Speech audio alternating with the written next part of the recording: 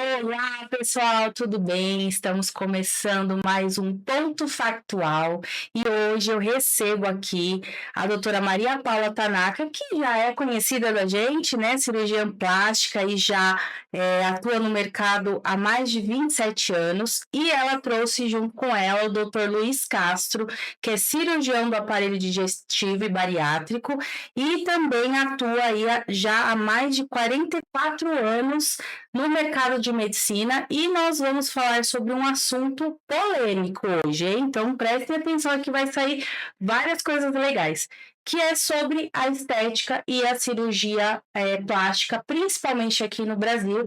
Vamos falar um pouquinho sobre os limites, então quem pode, quem deve e até onde é seguro você, paciente, ir. Boa tarde, tudo bem? Boa tarde. Vamos lá, doutora, e já bateu um papo aqui, né? Já deu um podcast aqui o que a gente conversou antes. Me fala um pouquinho a sua opinião, como que está hoje esse mercado brasileiro na parte estética?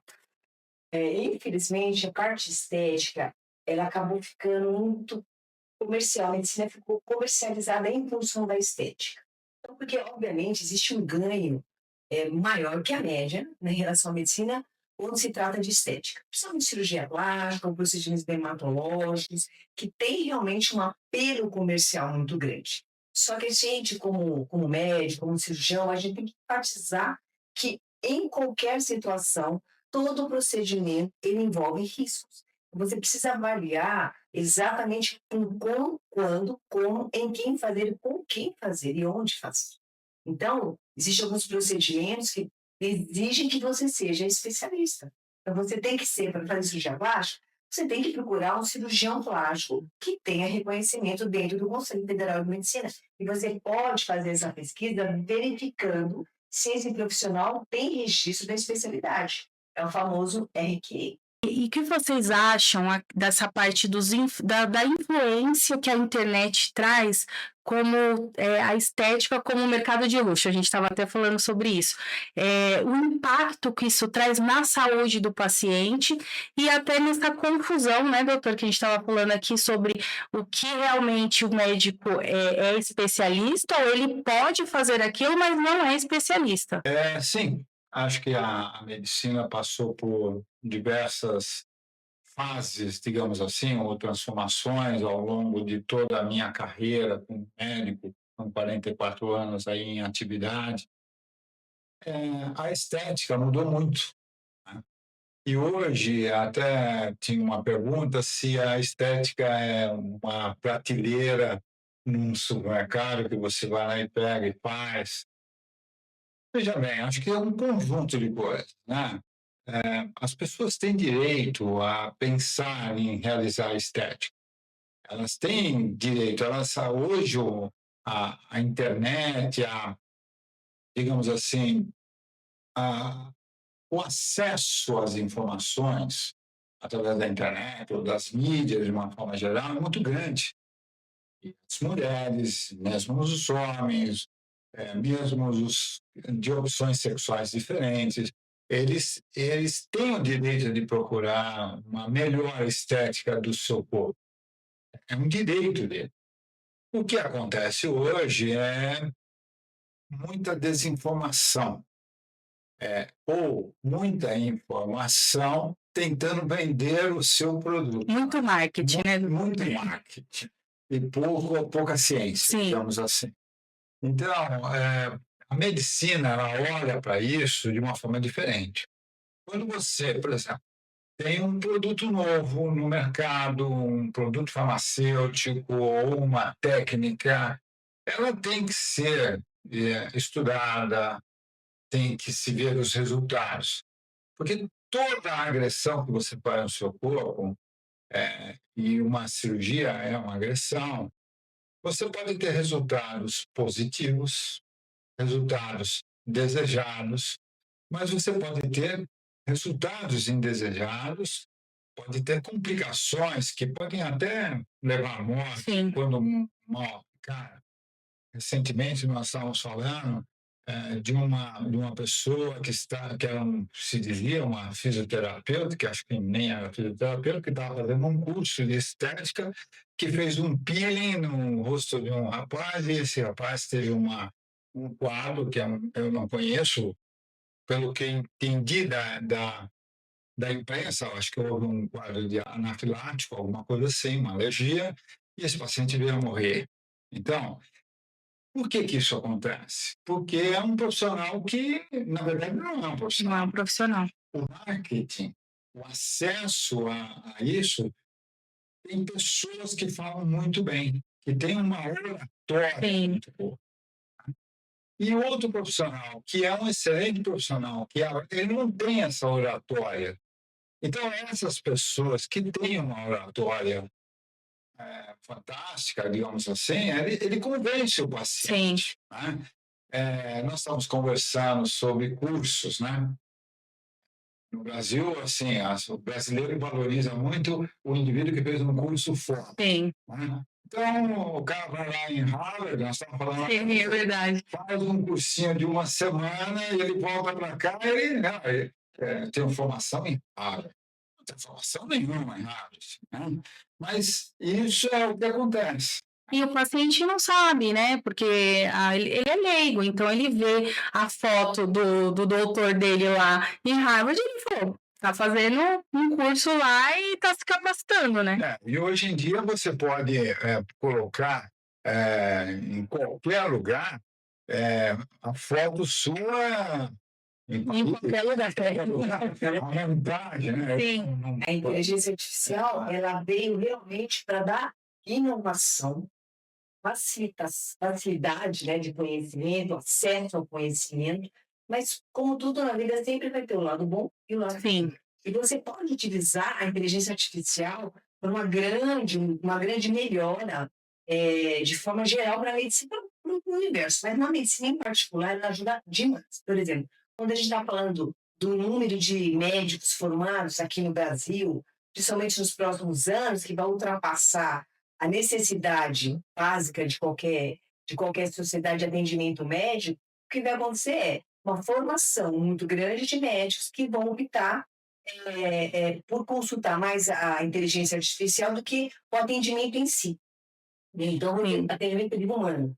Quando você vai atender um paciente, aí você está muito mais preocupado em acessar sua inteligência artificial para tentar atender aquele paciente da melhor forma que você pode. Só que aí você perde um pouco o lado humano. Sim. Porque o que diferencia o ser humano de uma inteligência artificial, de um robô, é um aspecto que jamais a inteligência artificial vai ter, que é olhar no olho e sentir coisas que não É o feeling, né? que você não tem o sexto sentido, Sim. é a sensação, é a visão, é o olfato, sabe? São coisas que a inteligência artificial jamais vai ter. Então, quando a gente diz que o clínico vai acabar perdendo muito campo para a inteligência artificial, é por causa disso. Porque o paciente ele já vai no consultório com todo o diagnóstico dele, possível diagnóstico dele já com o tratamento, com as expectativas, com tudo já elaborado. Só que o paciente ele não pode esquecer que a sensibilidade e essa coisa do sexto sentido, do inesperado, somente o ser humano consegue ter. Entende? Por que você trouxe um dado, né? Que a gente está num boom de faculdades de medicina no Brasil, mais do que a população, o segundo. O segundo país do mundo em número de faculdades de medicina. A gente só perde para a Índia. Só que a Índia tem 7 vezes a população do Brasil. Então a gente vai chegar em um momento que vai ficar ali, né, Vai ter um saturado. E por que isso? Vocês que têm tanta experiência e já estão no mercado, que é um mercado tão sério há tanto tempo, o que aconteceu? Onde foi que o caminho foi desviado e deu esse boom de tanta gente querer fazer uma faculdade de medicina? Bom, em primeiro lugar, que para você ser médico, você tem realmente uma rentabilidade mensal, anual, muito boa. Só que você tem que investir na sua carreira. No Brasil, existem somos 210, um pouco mais, milhões de habitantes, sendo que a maior parte está concentrada no Sudeste. Mas você tem Norte, Nordeste, você tem outras cidades, e mesmo em São Paulo, no Grande São Paulo, você tem médicos concentrados no centro, que são os que diferenciam. E nenhum médico quer ir trabalhar nos rincões. Nenhum médico quer ir trabalhar. Então, baseado nisso, o governo Lula, já no início, no primeiro mandato, ele queria que os médicos fossem atender no Nordeste, no Norte, na periferia das grandes cidades, sabe? E aí ele criou o programa Mais Médicos e criou um número grande de faculdades de medicina, achando que essa situação iria resolver o problema da falta de médicos no interior. E não é o que acontece. Todo mundo tem o direito de pensar onde está a minha família. Sim. Eu sou médico, eu estudei, eu investi.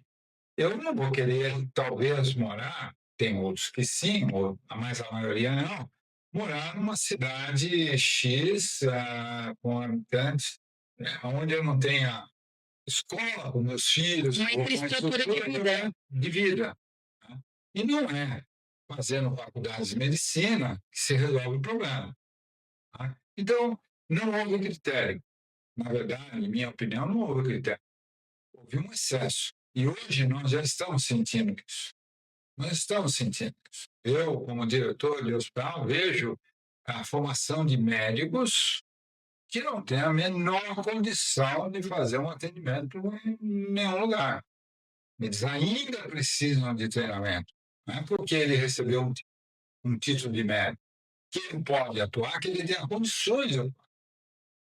O grande problema de qualquer tratamento não é o tratamento em si. A maior parte dos tratamentos de medicina são relativamente tranquilos de serem feitos, tanto pelo profissional quanto para o paciente. O grande problema está nas complicações, nas adversidades que cada doença traz. E aí é que você não consegue ter um bom atendimento. Hoje, com o marketing, você tem médicos, pessoas que falam muito bem, Sim. que se expressam muito bem. Isso não quer dizer que eles sejam Exatamente. qualificados. É como vocês falaram, às vezes um médico que ele já está ali trabalhando há mais tempo, não tinha muito essa coisa de rede social, já tem os seus pacientes já passam com ele já tem aquele sucesso, ele não vai ficar se preocupando tanto com a rede social. Aí vem um paciente novo, entra no Instagram daquele médico, mas ele tem só 1.000 seguidores. Aí tem um médico estrela, que é o médico influencer, que tem 60.000 seguidores. E aí isso pesa hoje quando o paciente vai decidir qual médico que ele vai passar. Vocês acreditam que isso pesa mesmo? Eu acho que pesa mais para o público mais jovem, que é porque nasceu na era da internet. Agora, nós, como somos um pouco mais maduros, nós temos que também ultrapassar essa barreira.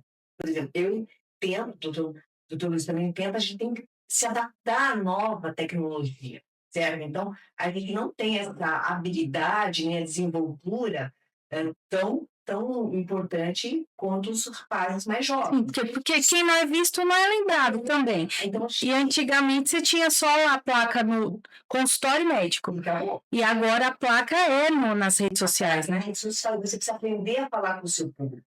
E eu, particularmente, acho que, como tudo, vai ter um momento que a gente vai ter essa transição entre a era digital e vai ser tudo. O mundo vai ser virtual. Uma parte dele vai ser virtual. Então, a gente tem que fazer e adaptar.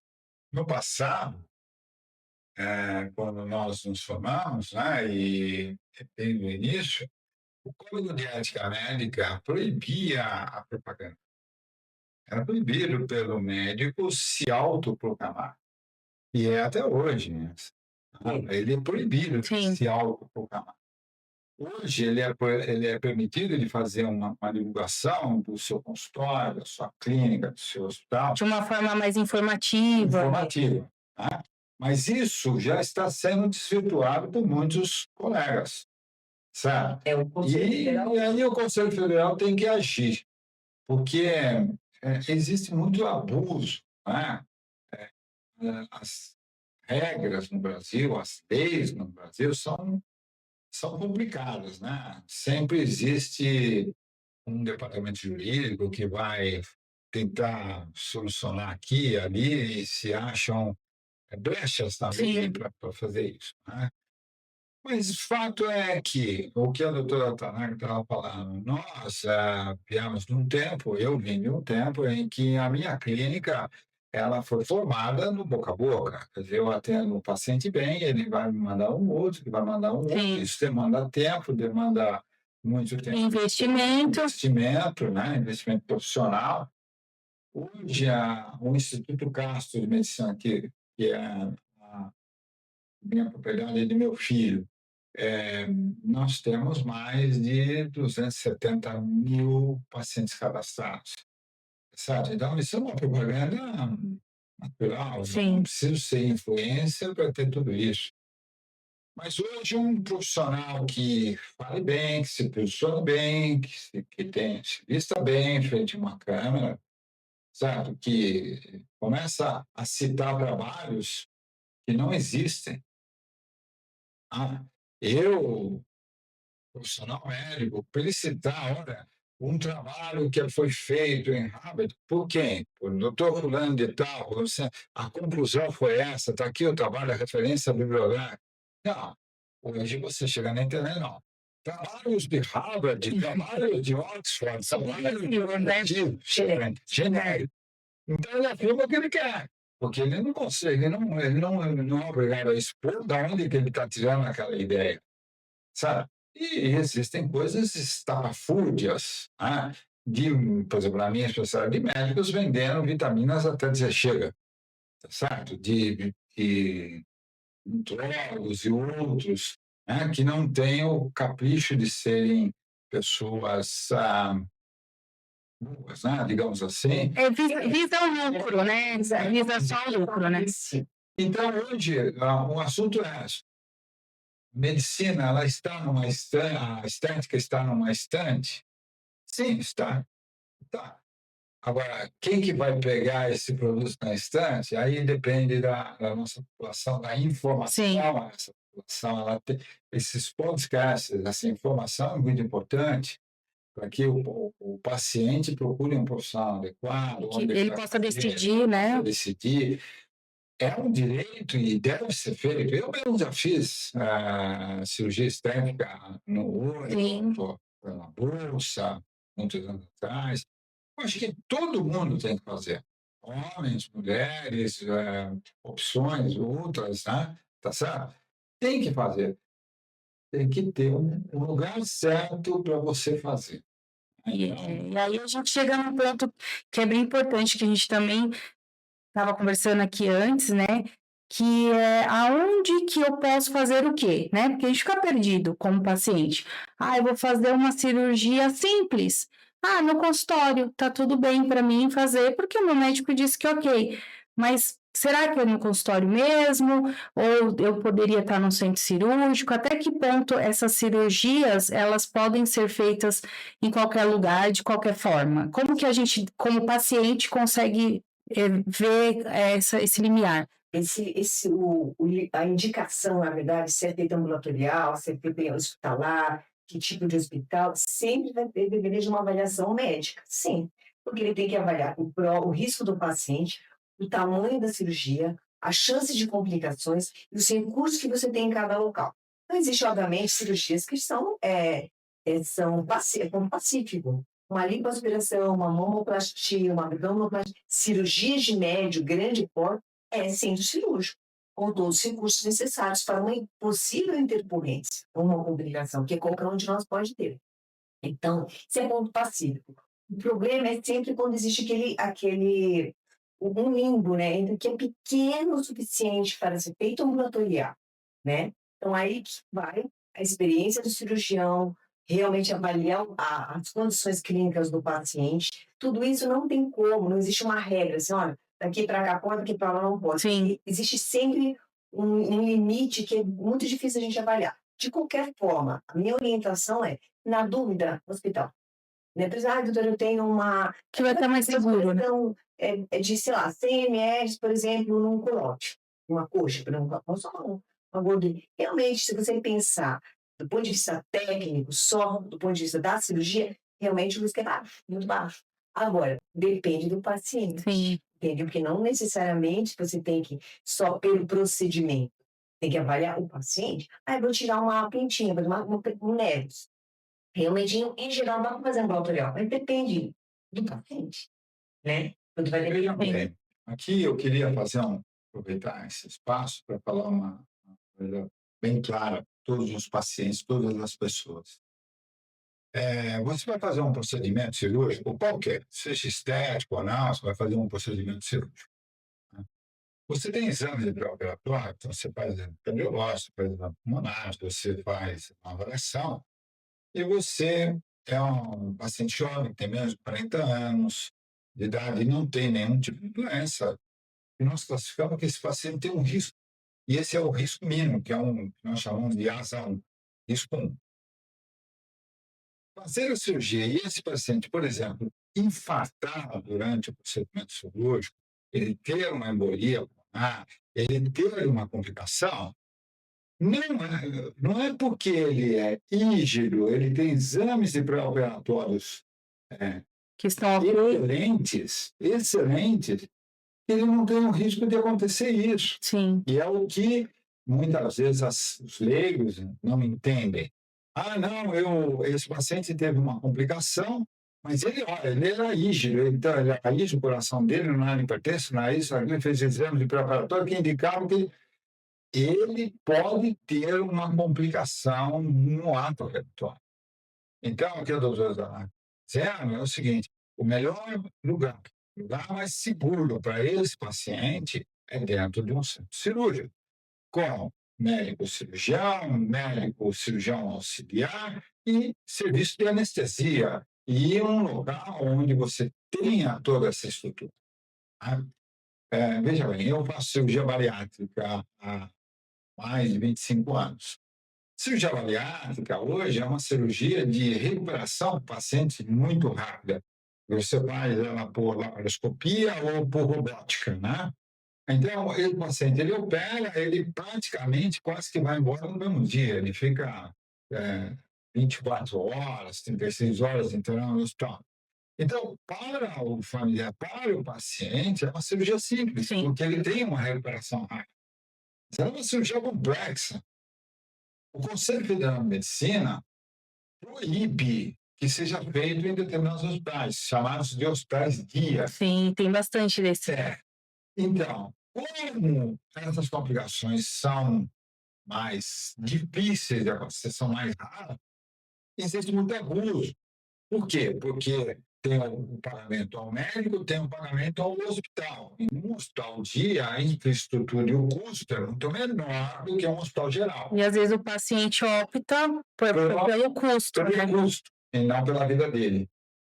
Então, na cirurgia estética, é a mesma situação. É a mesma situação. É só um peeling, é só uma puxadinha. Então, toda cirurgia que se alonga em um serviço de anestesia de 2 horas, e toda hora, é uma cirurgia de grande porte. É considerada uma cirurgia de grande porte. Por quê? Porque os anestésicos injetáveis, tudo que está acontecendo no paciente, a queda da pressão arterial, que com a anestesia cai, você implica em riscos para o paciente. Então, ele deve estar num ambiente hospitalar. E, pelo contrário, a gente já viu várias cirurgias estéticas praticadas por profissionais em clínicas e hospitais dias que 7, 8 horas de cirurgia. Que o médico, muitas vezes, não tem registro da especialidade que ele está atuando naquela cirurgia. Mas ele tem respaldo do conselho de fazer, não é isso? Ele não é proibido, o médico, ele não é proibido de exercer uma ou 2 especialidades, mesmo sem ter feito o registro da especialidade. Só que no momento que você se coloca como numa situação de especialista, você responde também por isso, né. Então você está ilegal de fazer você, por exemplo, você é clínico geral e você quer fazer um procedimento cirúrgico ambulatorial, tecnicamente isso é possível. Só que do ponto de vista legal, você realmente vai responder por você não ter a especialidade para exercer esse procedimento. Ah, então, juridicamente, Não ele pode fazer, porque ele é médico, mesmo sem ele ter a especialidade. Mas não há médico. se acontece algo inesperado e ele não tem a especialidade para lidar com aquilo, ele responde. É um peso negativo. Mas Entendi. agora, o ato médico, ele é uma lei federal, né? Então, já existe todo um consenso sobre o que é um ato médico. O que acontece hoje, que diversas outras áreas não médicas, em geral áreas da saúde, mas não médicas, estão atuando na nossa esfera. Todo ato, todo procedimento que invada a derme, ele é considerado um ato médico. Então, hoje a gente tem algumas sociedades de fisioterapia, biomedicina, odontologia, enfermagem e várias outras, né, que estão permitindo que os seus associados, né, possam exercer alguns procedimentos invasivos, que teoricamente são de ato médico. Então, existe uma discussão sobre isso. Mas quando você tem, do ponto de vista judicial, algum problema, o profissional não médico, ele pode sim responder como exercício ilegal da medicina, porque uma lei federal, ela está acima de uma resolução, de uma sugestão de uma sociedade. Quando você é um médico, se formou no tipo de médico, e ele resolve fazer uma cirurgia ou fazer uma e esse paciente tem um sucesso, ótimo. Ok, ninguém vai perceber nada, né? Passar. O grande problema é quando o paciente tem uma complicação. Essa complicação pode ser leve, moderada, gravíssima e pode chegar à morte do Sim. paciente. Quando isso acontece, esse médico ele sofre um processo civil, porque a família entra em termos de indenização, ele pode sofrer um processo criminal, certo? Normalmente, se o paciente morre, existe um processo criminal, a legislação federal no Brasil é essa, e ele vai sofrer um processo no Conselho Regional de Medicina, que representa o Conselho Federal de Medicina em cada estado. Nesse conselho, ele vai ser julgado por médicos especialistas se ele cometeu um ato de negligência, de imperícia ou de imprudência. Imperícia, o que é a imperícia? Exatamente isso. Eu não sou cirurgião. Quando fiz uma cirurgia e houve uma consequência, eu não sou perito. Já começa aí. Aí, esse médico, ele pode não ser, ele fala assim, ó, eu não tenho título, mas eu trabalho nesse serviço há 10 anos, eu fiz tantas cirurgias, eu tenho como provar. Ele pode sofrer uma prova e ele vai ser julgado se ele é perito ou não. Se ele não conseguir provar que é perito, ele já incorre num erro de imperícia médica. E aí ele vai ser punido. Ele pode ter cometido uma negligência. Por exemplo, eu vou fazer uma cirurgia aqui, 2, 3 horas, numa clínica que nem tem centro cirúrgico. Isso é negligência. Sim. Ele sabe disso. E imprudência. Então, ele pode ser, no âmbito da profissão, ser penalizado de diversas formas, inclusive com a perda do registro profissional, que é o que cabe ao Conselho Regional de Medicina. Agora, punição criminal ou punição civil Não cabe. não cabe. Punição criminal é judiciário Sim. e civil também, para o Poder Judiciário. Nesse caso, que tem a parte de especialidades, né, que o registro, e que recentemente a doutora trouxe essa informação, que foi instituída uma prova, que vai dar o direito do médico exercer isso ou não? Dá para provar uma prova e vai determinar se o médico vai poder exercer ou não a profissão, como a OAB, né? Não a especialidade, a medicina. Porque, como a gente falou antes, existe um número muito grande de faculdades de medicina hoje no país. Então, vai ter um número muito grande de profissionais, já tem, né? Vai aumentar ainda mais. Então, o Conselho Federal de Medicina também avalia sobre qual a qualificação desse profissional. Então, vai ter provavelmente uma prova, uma OAB, similar à OAB, e também vai ter um período em que você não vai poder exercer a medicina de uma forma a seu bel prazer, entendeu? Não é você pegar o seu número de CRM, vai poder abrir uma clínica e começar a trabalhar como se nada pudesse acontecer. Isso é Então, bom. vai ter um período de observação. Sim. Para o seu público entender. Hoje, um estudante de medicina, ele conclui o curso médico. Então, lá para a faculdade de medicina que ele fez, ele passou nas provas e ele recebeu o diploma da faculdade. Ele pega esse diploma, vai ao Conselho de Medicina, registra esse diploma e ele recebe um número do Conselho Regional de Medicina e ele pode atuar como médico. A partir do momento que ele pega esse CRM, por exemplo, eu tenho um hospital na esquina, está precisando de um médico plantonista no pronto-socorro, ele chega lá e fala assim, olha, eu sou médico, tenho CRM, Sim. posso exercer a minha profissão, então eu posso atender no pronto-socorro, e ele passa a atender no hospital. Somente com esse diploma. Tá? Ele pode abrir o consultório dele e atender como médico. Sim. Tá certo? Para ele ser um especialista, ele vai ter que fazer residência médica, prestar as provas nos diversas especialidades que ele escolheu e ser aprovado para poder registrar o RT. Também a doutora Tanaka falou que na cirurgia plástica, cirurgião plástico, ele faz 2 anos de cirurgia geral e 3 anos de cirurgia plástica. Um cirurgião da aparelho digestivo faz 2 anos de cirurgia geral para depois fazer mais 2 anos de cirurgia da aparelho. Isso depois da faculdade. São de um especialista de 10, 11, 12 anos. Não é de 6 anos. Essa é a diferença entre os diversos profissionais. E a educação é exclusiva. Temos que saber também isso, porque assim, parece, não, fazer uma residência de cirurgia plástica, de cirurgia vascular, é só isso que você pode fazer. Você não pode, por exemplo, fazer uma especialidade e outra, ou ficar tendo um emprego convencional, sabe? Às 8, às vezes todos os dias, e fazer a residência. Não tem condição de fazer isso, porque a residência médica, ela é full time. Sim. Então, você fica 24 horas à disposição do serviço.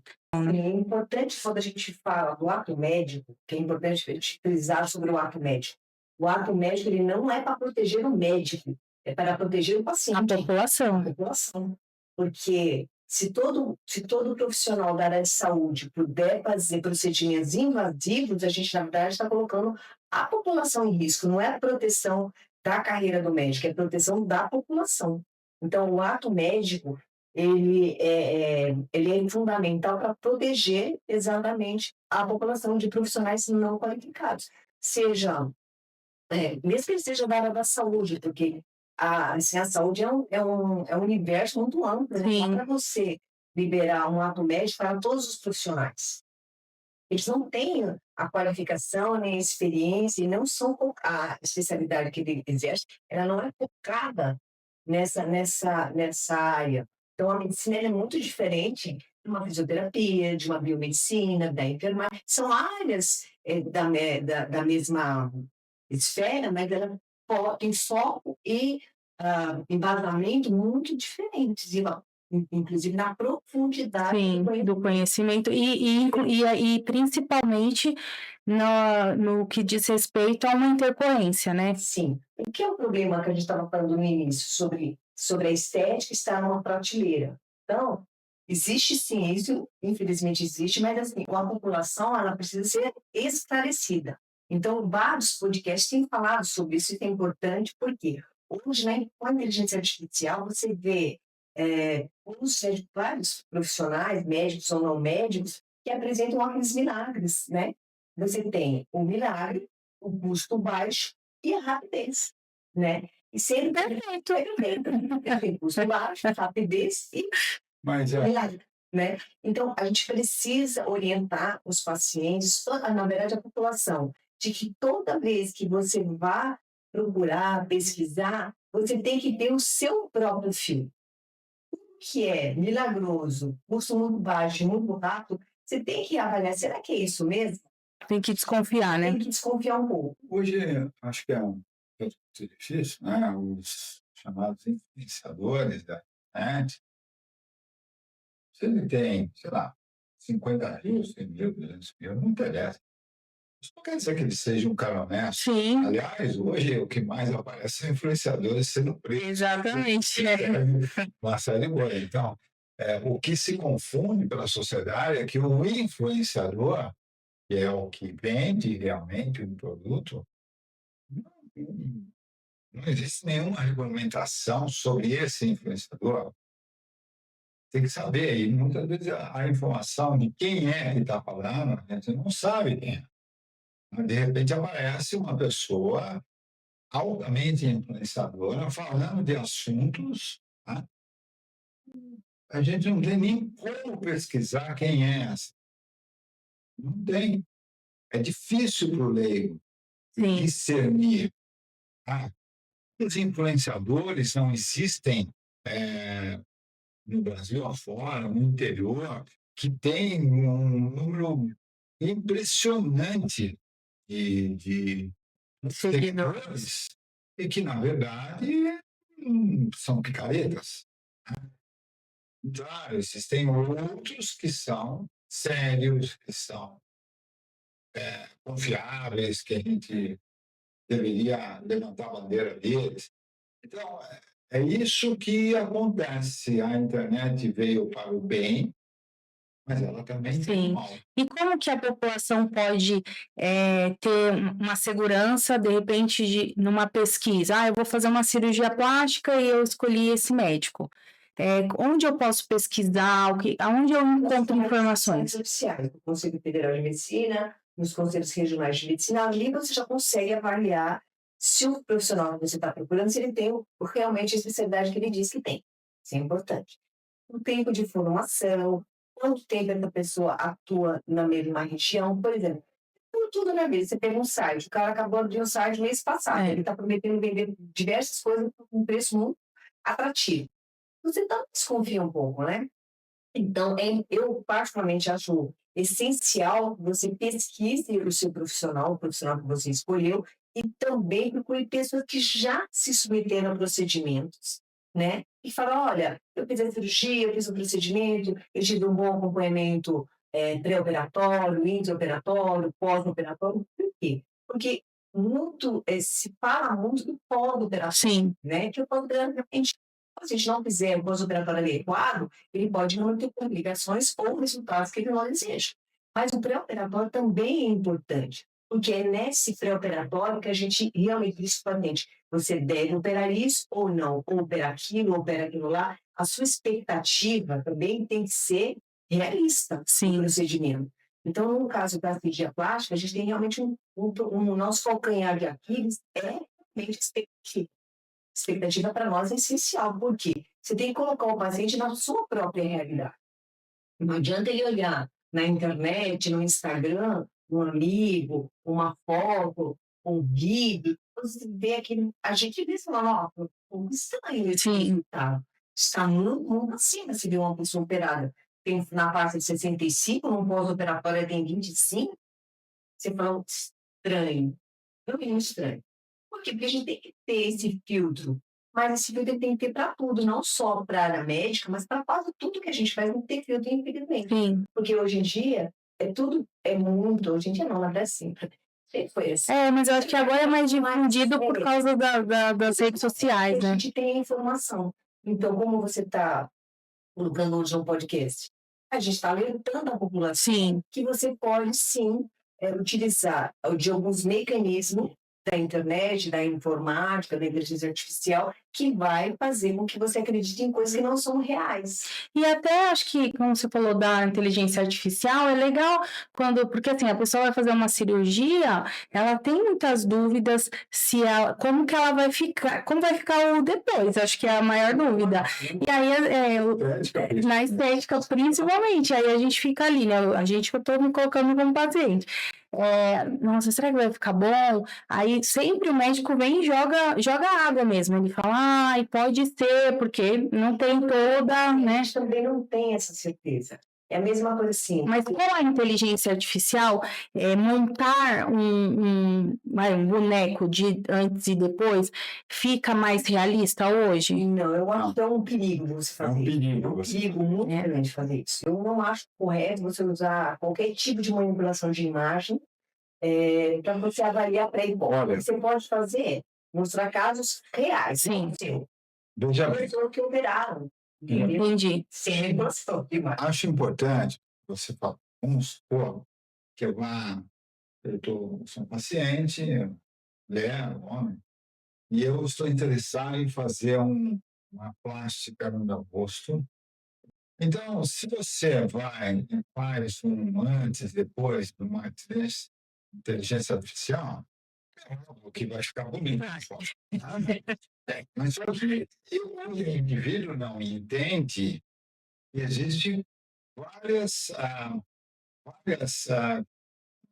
reações do indivíduo à cirurgia. Então, eu faço um corte, mesmo que seja intranasal, para arrumar isso, existe, na verdade, um processo inflamatório pós-operatório. E esse processo inflamatório pós-operatório, ele varia de pessoa para pessoa, de cor de pele para cor de pele, de uma série de fatores, se tem uma infecção, o local onde faz. Então, não existe uma segurança de que ela vai ficar daquela forma. Sim. As pessoas entenderem quando você sempre fala para os pacientes, por exemplo, no caso das mulheres, é muito comum você ter cicatriz de cesárea. Aí, bebê, numa parte da cicatriz de cesárea, tem um queloide, na outra parte não tem. É a mesma pessoa, o mesmo fio, o mesmo cirurgião, a mesma anestesia, tudo a mesma coisa. Quem mudou? Não tá. Então, por exemplo, você pode ter câncer na mama direita, então você não tem se é a mesma pessoa, se é a mesma mama, se é a mesma coisa. Entende? Quer dizer, por quê? Porque cada célula é um ser vivo e ela pode reagir da maneira como ela quiser por motivos que são multifatoriais. Aí entra nessa história, entra a expectativa do paciente. E essa expectativa, normalmente, é como o torcedor. Vai começar um aqui, o corintiano acha que ele vai ganhar o Campeonato Paulista, Brasileiro, Libertadores, Mundial, tudo no mesmo ano. Que ele vai ter o sucesso, cirurgia estética, ou tratamento. O paciente pensa da mesma forma. Ele quer aquele resultado que é o que ele quer. Normalmente, um bom cirurgião plástico avalia toda essa situação. Pele, característica, idade, quanto que ele tem de massa gordurosa, quanto ele tem, que tem grande influência. A gordura que o indivíduo tem, a gordura no subcutâneo, ela tem má circulação sanguínea. Então, ela tem pior resultado na cicatrização. Então, depende de uma série de fatores.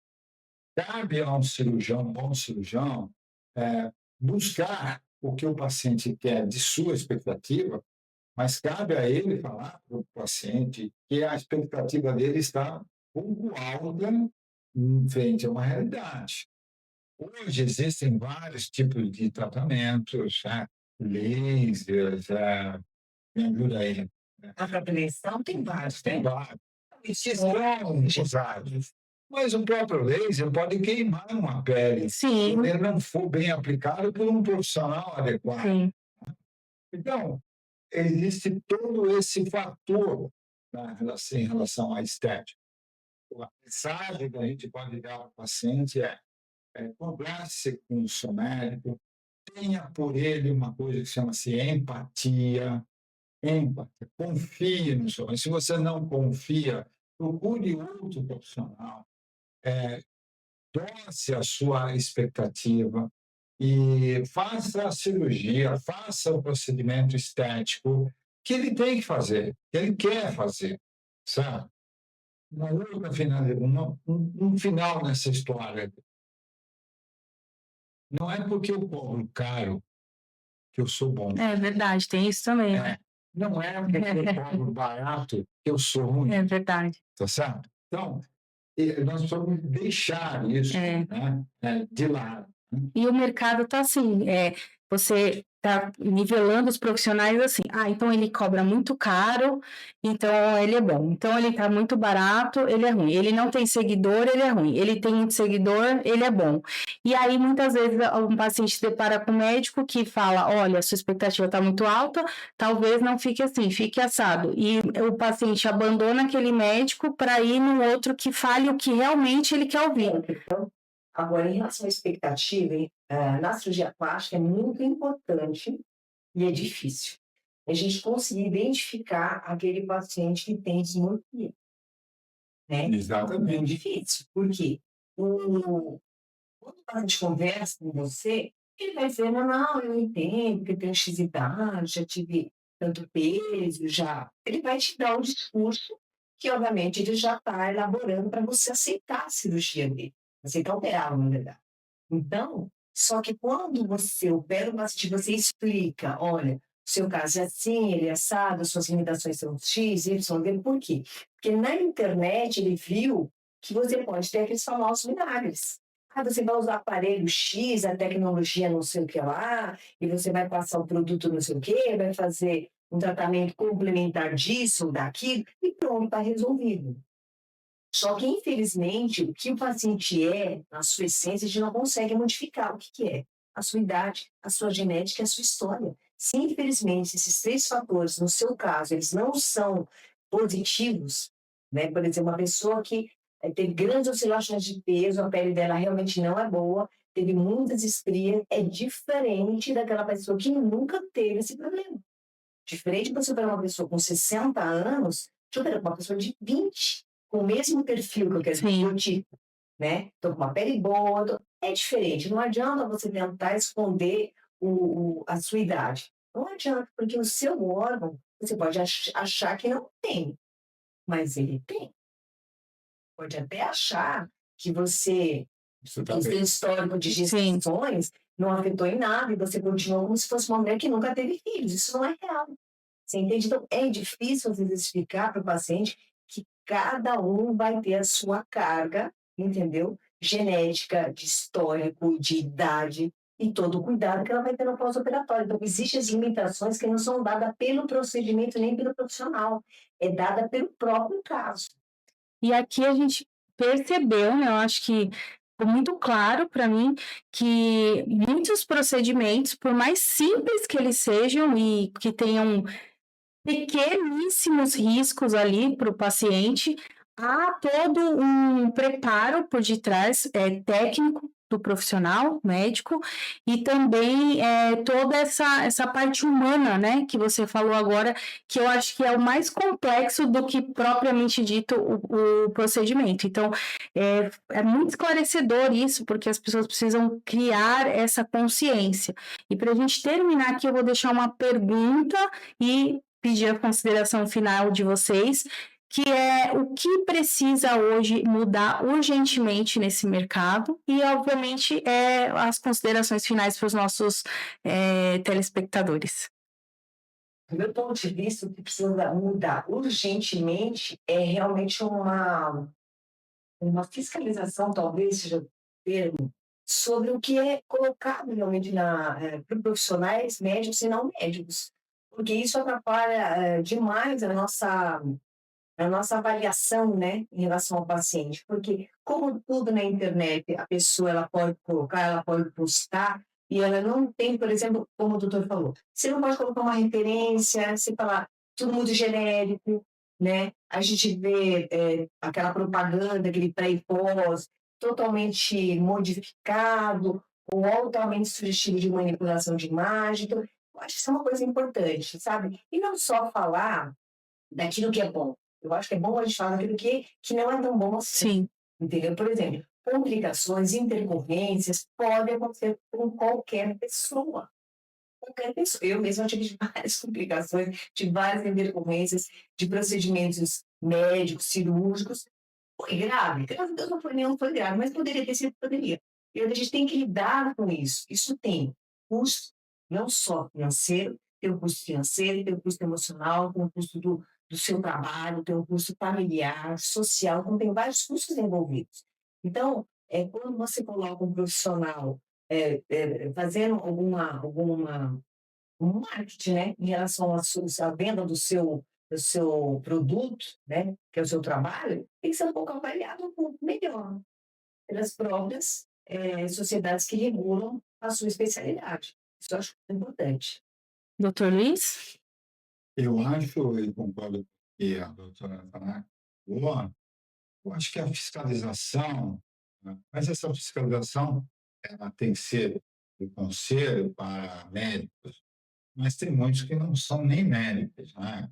Fazem propaganda. Sim, Eu acho que o próprio mercado vai regulamentar essa situação, né? Através de vários processos.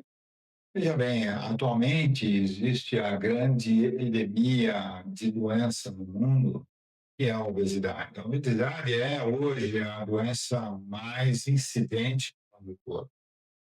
São mais de 1 bilhão de pessoas no mundo que estão sofrendo de obesidade, no mundo maior que esse. No Brasil, de cada 10 brasileiros, 6 ou estão acima do peso ou são obesos. 60% da população. E existe, dentro disso, com a obesidade, o envelhecimento, nós estamos vendo mais, as pessoas estão buscando a estética, isso é importante. O próprio marketing faz com que a pessoa procure a estética. É aquela história, né? Eu não estou necessitando, eu não necessito disso, mas eu posso necessitar porque houve uma propaganda sim. que necessita, né? E acho que um controle melhor é punir determinadas situações. Outro dia eu vi no Instagram uma divulgação clínica pessoal que faz o tratamento de obesidade usando as Canetinhas. regras. E a propaganda é assim: temos pacientes que perdem 20 quilos de gordura em 20 dias. Olha, isso é um absurdo. Isso é um absurdo tão grande que se um médico fala isso, eu acho que ele deveria perder o CRM dele. Isso é um absurdo, mas o leigo vai atrás. Ele quer, é o que ele quer ouvir. É o que ele quer ouvir. Entende? Então, a medicina, resultados imediatos são difíceis, não existem, eles são a longo prazo. A vida, eu falo para todo paciente, cuide da sua saúde. Né? Tenha uma boa alimentação, não tenha vícios. Então, a minha mensagem é: medicina, nossa longevidade, depende do que plantamos. Tenha boa alimentação, faça atividade física, se preserve, fique longe de vícios. Se você for procurar um tratamento cirúrgico, um tratamento estético, procure um profissional qualificado, saiba onde você vai fazer, tá? Porque é preferível não fazer em determinadas condições. É o que eu posso falar. Perfeito. Foi muito legal, foi esclarecedor. Para mim ficou óbvio que com saúde não se brinca e que mesmo sendo um procedimento ou uma cirurgia estética, não é um produto de luxo. Pode até ser um produto na prateleira, mas não é uma bolsa de luxo que a gente sai pegando ali por causa que a marca é mais hypada. A gente precisa ter, sim, essa consciência. E foi muito importante recebê-los aqui para todo mundo que está assistindo conseguir identificar o melhor momento de se fazer isso e, principalmente, o profissional que está habilitado para que ele consiga olhar e pesquisar e saber se aquilo que a pessoa está dizendo para ele é de fato verdade. Então, quero agradecer mais uma vez aqui a presença do Dr. Luiz Castro, cirurgião do aparelho digestivo e bariátrico, e da nossa querida, que já tem carteirinha aqui, doutora Maria Paula Tanaka, cirurgiã plástica, também membro da Sociedade Brasileira de Cirurgia Plástica. Muito obrigada.